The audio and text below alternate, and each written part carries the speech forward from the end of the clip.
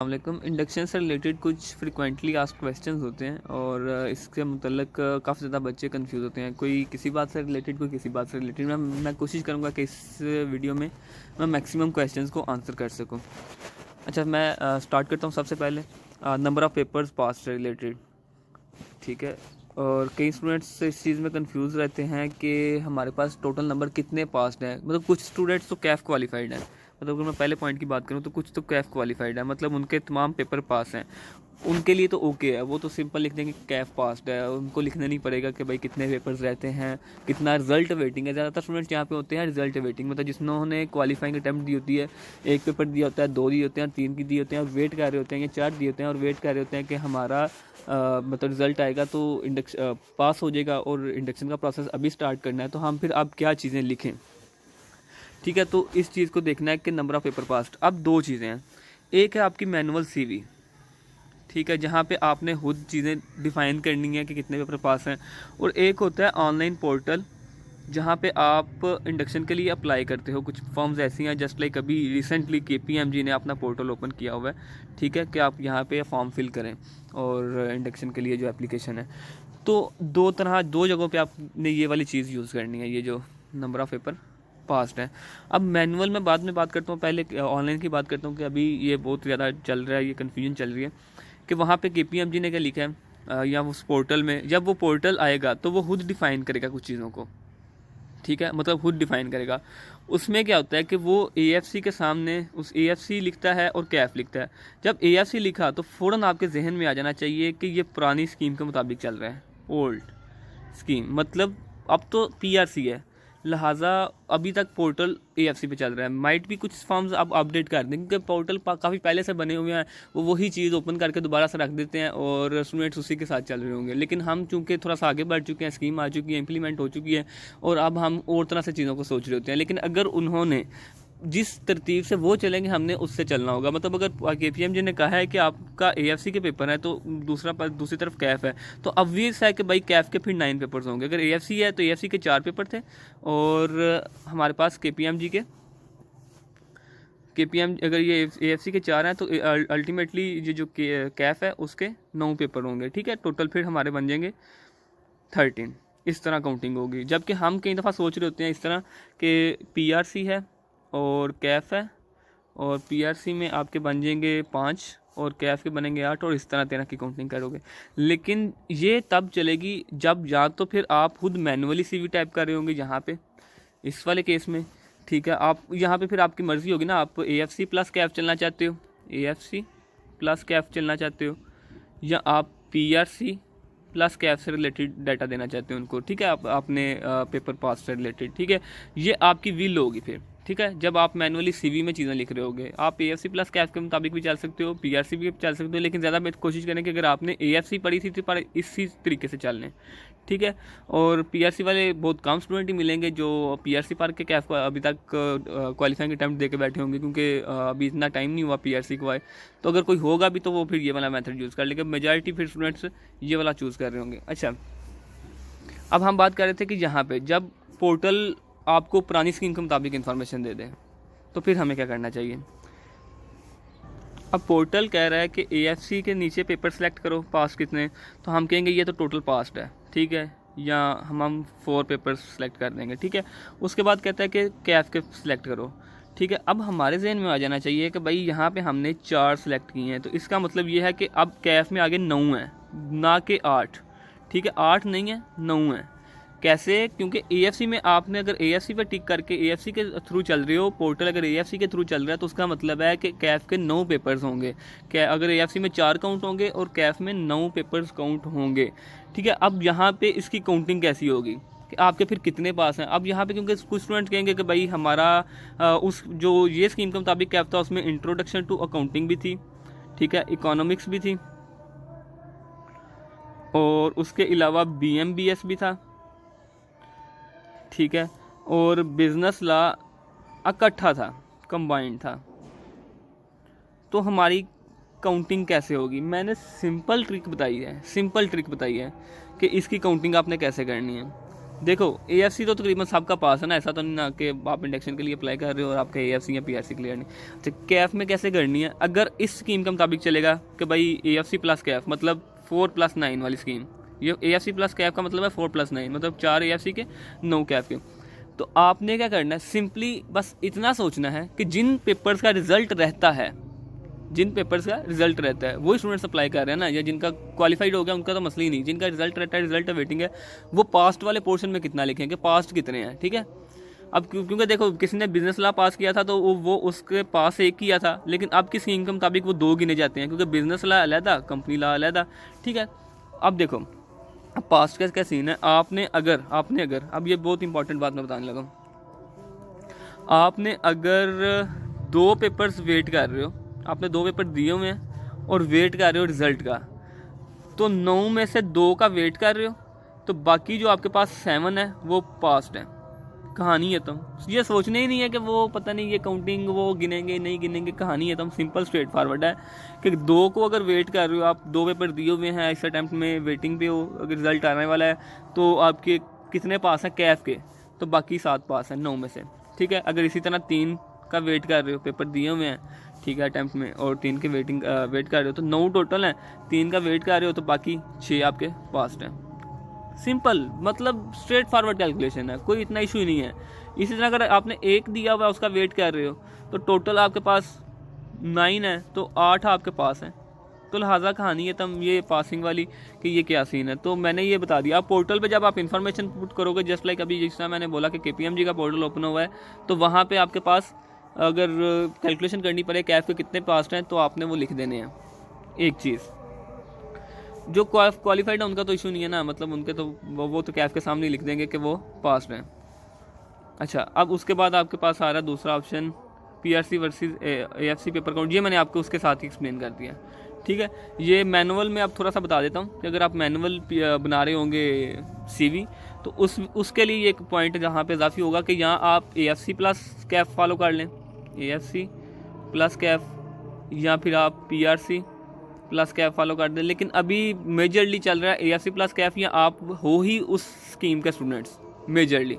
Onwards जाके यहाँ पे मेजॉरिटी आ जाए करेगी जब, क्योंकि फिर ऑनवर्ड्स PRC वाले बच्चे आ जाएंगे कैफ में और वो क्वालिफाइंग अटेम्प्ट्स दे रहे होंगे, तो फिर ऑनवर्ड्स ये वाली चल जाएगी, अप्लाई हो जाएगी। लेकिन अभी ज़्यादातर स्टूडेंट्स ये वाली अपनी CV पे लगा सकते हैं कि भाई AFC लिखें मतलब अपनी प्रोफेशनल क्वालिफिकेशन है उसके सामने लिख दें पास्ट, ठीक है, और कैफ लिखें।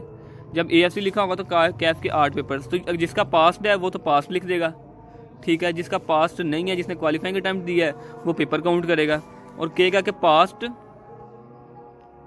एक्सेप्ट 1 पेपर रिजल्ट वेटिंग, कहानी है तब, या 2 पेपर रिजल्ट वेटिंग, जिसका यहाँ पे 2 रहते होंगे वो 2 पेपर रिजल्ट वेटिंग लिख देगा, 3 पेपर रिजल्ट वेटिंग लिख देगा। लिहाजा ये ऐसे ही है, इसमें नंबर ऑफ पेपर्स यहाँ पे काउंट करने की जरूरत नहीं पड़ेगी, ठीक। ये होगी हमारी एक बात। उसके बाद हम आगे चलते हैं अटेम्प्ट काउंट, यहाँ पे भी काफ़ी इश्यूज चल रहे हैं। अटेम्प्ट काउंट नीचे आते हैं, अटेम्प्ट काउंट वो कई दफ़ा पोर्टल पे होता है, CV में तो आप शायद नहीं ही लिखते, ज़रूरत नहीं होती इसको लिखने की कितनी अटैम्प्ट्स में हुआ है।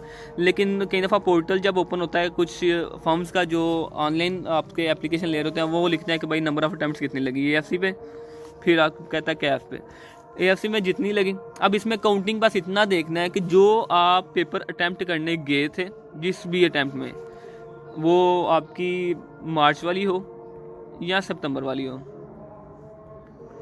पेपर दिया था, 1 दिया था, 2 दिए थे, 3 दिए थे, 4 दिए थे, पेपर दिया था, पास हुआ नहीं हुआ, आपकी वो अटेम्प्ट काउंट हो जाएगी। ये पोर्टल से रिलेटेड है, इसमें कोई इंडक्शन की खास बात नहीं है, मतलब कि कोई ICAP की रिस्ट्रिक्शन वगैरह या कुछ नहीं। ये सिर्फ पोर्टल में आपने इन्फॉर्मेशन जो पुट इन करनी है बस उससे रिलेटेड है, जितनी अटैम्प्ट्स दी थी वो लिख देनी है।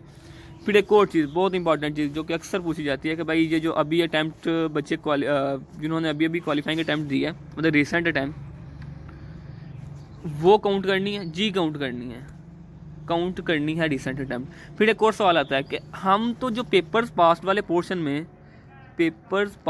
पोर्शन में ये पेपर्स नहीं लिख रहे जो हमने रिसेंट अटैम्प्ट में दिए हैं, क्योंकि वो तो अभी पास नहीं है, वो तो रिजल्ट वेटिंग है। तो फिर हम ये अटैम्प्ट क्यों काउंट करते हैं? भाई जिसने पोर्टल ओपन किया है ना, उसको मालूम है कि हमने रिजल्ट से पहले पोर्टल ओपन किया है।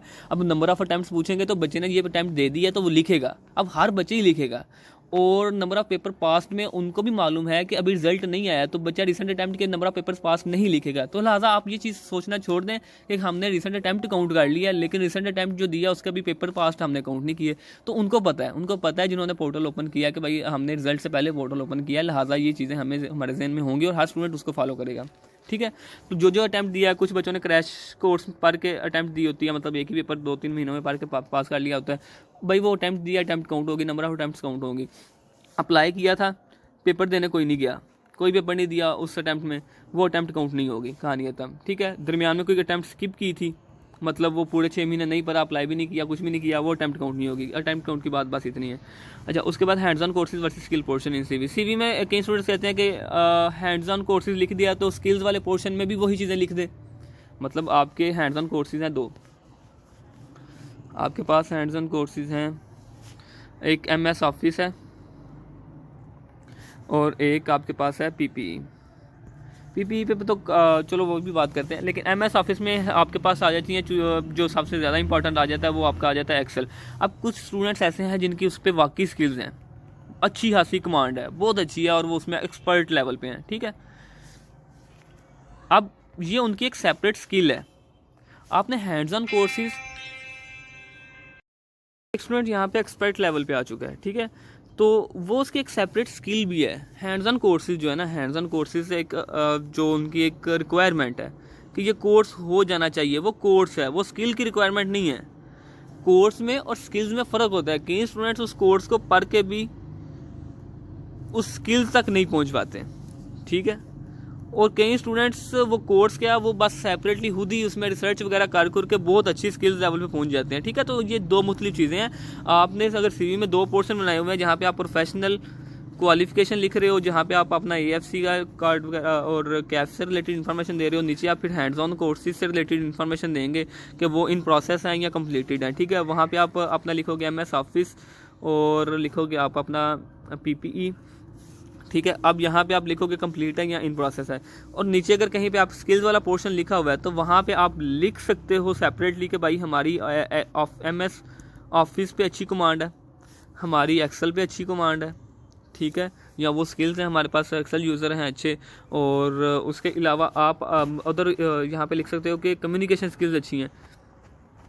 ठीक है, पर्सनल कम्युनिकेशन स्किल्स, अब ये तकरीबन PPE में भी फॉल कर जाती हैं, लेकिन हम यहाँ पे भी लिख देंगे स्पीकिंग स्किल्स अच्छी हैं।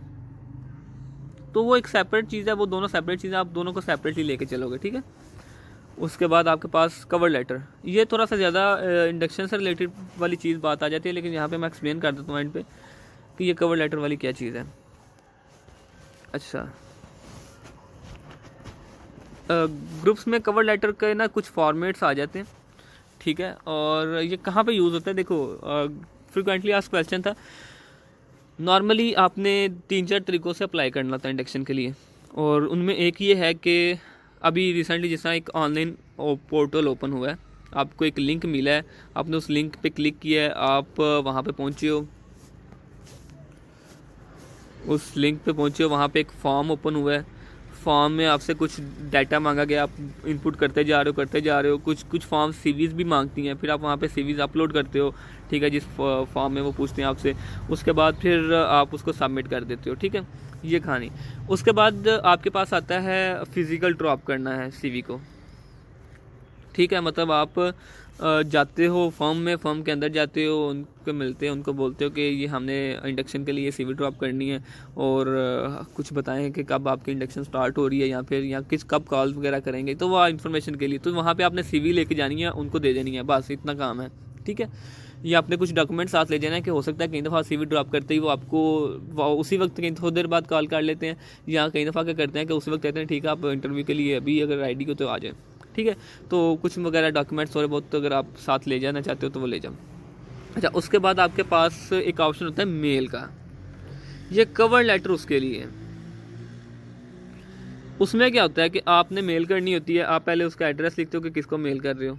ठीक है, फ्रॉम आपका मेल आएगी, टू आपने जिसको करनी है, फिर नीचे आएगा सब्जेक्ट, जब आप मेल कर रहे हो तो ये चीज़ें आ रही होती हैं। वहाँ पे आपने लिखना है कि भाई induction program summer induction program और समर 2023, ठीक है। और उसके बाद आप यहाँ पे कंपोज ईमेल पे आ जाते हो कि भाई ईमेल आप लिखो क्या भेजना चाहते हो। अब यहाँ पे सिर्फ CV अटैच करके भेज देना तो वो अच्छी चीज़ नहीं लगती, मतलब इतना अच्छा इंप्रेशन नहीं पड़ता। हम उसमें क्या करते हैं कि हम एक कवर लेटर, मतलब अस्सलाम वालेकुम और माय नेम इज़ ये, और ये सारा कुछ थोड़ा बहुत आपने मतलब बताना है, कुछ ऑब्जेक्टिव वगैरह लिख देने हैं कि भाई हमारा क्या ऑब्जेक्टिव यहाँ पे अप्लाई करने का, मज़ीद कुछ चीज़ें लिख के, और फिर नीचे लिख देना कि हमने CV अटैच किया है, वो रेफरेंस दे रहे हैं, हम नीचे वो देख लें, ठीक है। और नीचे फिर CV अटैच कर देनी है, ठीक है। तो ये एक अच्छा इंप्रेशन के लिए हम ये कवर लेटर दरमियान में यूज़ करते हैं। तो बस यहाँ पे यूज़ होगा मेल के वक्त। तो आपने फिजिकली जब CV सबमिट करानी है तब भी कोई ज़रूरत नहीं है, ऑनलाइन अपलोड करनी है तब भी कोई ज़रूरत नहीं है, मतलब पोर्टल पे, ठीक है। तो ये आपने CV यहाँ पे अपलोड कर देनी है। तो इसका जो कवर लेटर का काम तकरीबन इतना ही है। तो मेजर क्वेश्चन यहाँ पे अपलोड हो गए हैं, मज़ीद भी गाइडेंस ग्रुप में मिलती रहेगी। ओके, शुक्रिया।